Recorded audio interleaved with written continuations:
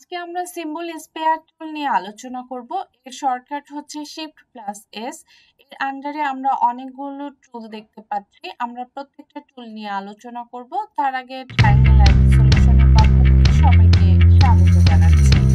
Symbol spare টুলটাকে select করার আগে প্রথমে আমাদেরকে সিম্বল সিলেক্ট করে নিতে হবে, তারপরে সিম্বল স্পেয়ার টুলটাকে আমরা সিলেক্ট করব, কারণ সিম্বল স্পেয়ার টুলটা সাধারণত ব্রাশ হিসেবে কাজ করবে।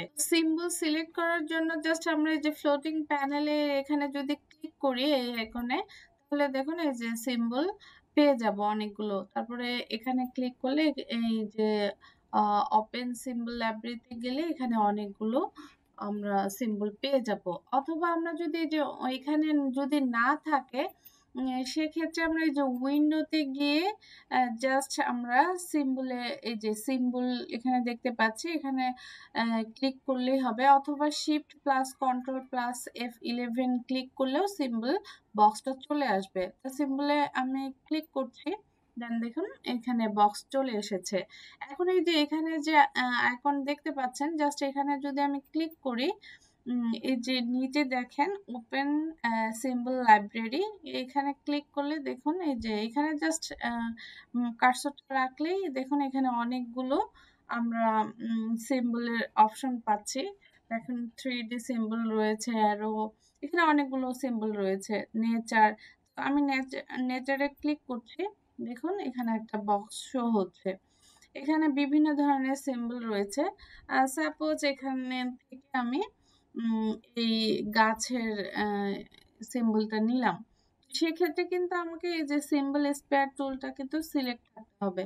তো এখান থেকে জাস্ট এ বরাবর ক্লিক করছি, দেন এখানে এ বরাবর ক্লিক করছি। তারপরে এখানে যে ঘাসের সিম্বল দেখতে পাচ্ছি, তো ঘাসের সিম্বল গুলো আমি এখানে দিচ্ছি। দেখুন আমি যত ক্লিক করছি তত কিন্তু ঘাস হচ্ছে। তারপরে অন্য সিম্বল দিব, দেন আমি ওপেন সিম্বলে গিয়ে জাস্ট আমি এই যে 3D তে সিম্বলে গিয়ে এই যে ঘরটা নিয়ে আসতে যাচ্ছি, দেন আমি এই ঘর এখানে বসাতে যাচ্ছি। ওকে, আচ্ছা, এটা হচ্ছে আমাদের সিম্বল স্পেয়ার টুলের কাজ। তার মানে আমরা জাস্ট এটাকে সিলেক্ট করে আমরা যে কোনো সিম্বল নিয়ে আসছি এবং ক্লিক করে কিন্তু যতই ইচ্ছা তত সিম্বল আমরা এখানে বসাতে পারছি। আর আরেকটা জিনিস, আমরা কিন্তু এখানে ডাবল ক্লিক করলে যে একটা বক্স পাবো, আমরা পুরো বিষয়টাকে আমরা কন্ট্রোল করতে পারবো। জাস্ট যেখানে ইন্টেন্সিটি কত আমরা দিতে পারবো, সিম্বল সেট ডেনসিটি কত এটা দিতে পারবো, তারপর স্ক্রাঞ্চ এভারেজ এইখানে আমরা কিন্তু এটা দিতে পারবো, সাইজ কেমন হবে সেটাও আমরা সিলেক্ট করে দিতে পারবো। তো এটা আপনাদের ইচ্ছা মতো যে ডায়ামিটার আমরা কত দিব সেটাও আপনারা সিলেক্ট করে দিতে পারবেন। তো এরপরে রয়েছে symbol shifter tools. Shifter tools দ্বারা বোঝা যাচ্ছে যে এটা শিফট করবে, মুভ করাতে পারবো, তাই না? সেক্ষেত্রে আরেকটা জিনিস, আমাদের যে ব্রাশটা রয়েছে ব্রাশটা কিন্তু অনেক ছোট রয়েছে, আমরা এই ব্রাশটাকে কিন্তু বড় করতে পারবো। জাস্ট আমরা ল্যাপটপের থার্ড ব্র্যাকেট ক্লোজিং যেটা, সেটাকে যদি প্রেস করতে থাকি তাহলে বড় হতে থাকবে। এখন চাচ্ছি যে এই ঘরগুলোকে একটু সরাতে যাচ্ছি, জাস্ট এটাকে এইদিকে সরাতে যাচ্ছি, এটাকে এইদিকে সরাতে যাচ্ছি, এইভাবে সরাতে যাচ্ছি। জাস্ট এটা শিফট করা, যে আমি শিফট করব কিভাবে, এটা এদিকে সরাতে যাচ্ছি। এই যে দেখুন ঘরটা এদিকে সরে আসছে। আমরা এখন স্ক্রাঞ্চার টুল নিয়ে আলোচনা করব।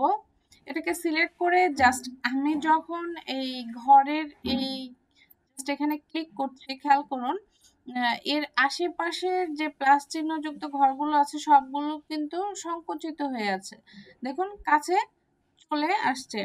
বাট আমি যখন অল্টার প্রেস করছি এগুলো কিন্তু দূরে সরে যাচ্ছে, খেয়াল করুন অল্টার প্রেস করার সাথে সাথে এগুলো দূরে সরে গেছে। বাট আমি যখন আবার মাউসের লেফট বাটন ক্লিক করছি এগুলো দেখুন এই প্লাস চিহ্নগুলো কিন্তু এই যে কার্সরের কাছাকাছি চলে এসেছে। এখন দেখুন সবগুলো কাছাকাছি চলে এসেছে। আবার খেয়াল করুন আমি যখন অল্টার প্রেস করছি এবং মাউসের লেফট বাটন ক্লিক করছি, প্লাস চিহ্নগুলো দূরে সরে যাচ্ছে। আমি এখন মাউসের লেফট বাটন ছেড়ে দিচ্ছি। এখন খেয়াল করুন সবগুলো কিন্তু ঘরগুলো দূরে সরে গিয়েছে। তো স্ক্রাঞ্চার টুলের কাজ এটাই। আমি আবার লেফট বাটন ক্লিক করে এগুলো কাছে নিয়ে আসছি। এরপরে রয়েছে সিম্বল সাইজার টুল। তার মানে এই টুলটা দিয়ে আমরা আমাদের সিম্বলগুলোকে বড় করতে পারবো বা ছোট করতে পারবো।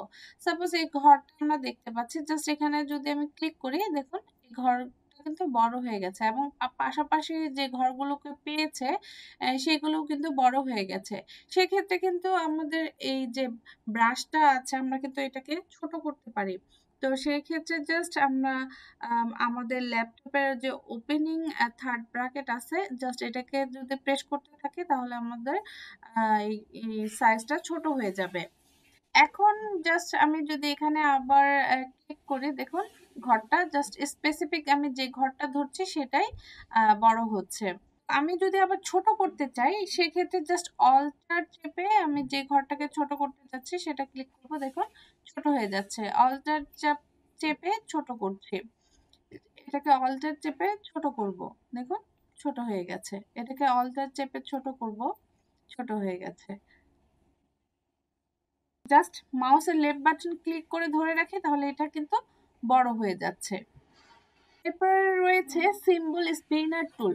এটা হচ্ছে জাস্ট ঘোরাবে, মানে দেখুন এই ঘরটা এদিকে রয়েছে, তো আমি চাচ্ছি এটাকে একটু বাঁকা আছে, একটু আমি সোজা করব।